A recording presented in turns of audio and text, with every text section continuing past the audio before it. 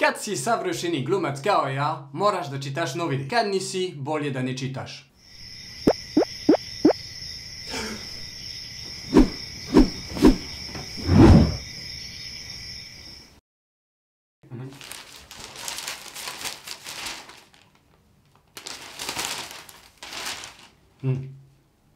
Kakva su ova slova? A, to je taj Čil ili Ci.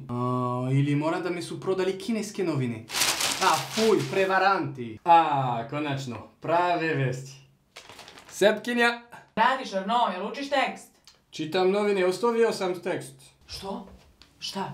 A čekajte, tvoj Never Give Up, ajde brate, idemo, Francuz koji će dobiti Oscara. Pa tu je, vidi kako ona se bori. U novinama. Pa da. Arno, ne može tako. Ostavi to, ajde, idemo... A jeste, dobro stvar. Idemo da snimamo web seriju, malo po malo, korak po korak, tako si ti mene učio. Važi. Mladi glumac i stand-up komičar iz Pariza, vidi. Kidaš. Kidam, šta više. Ja isto kidam, vidi kako kidam, a?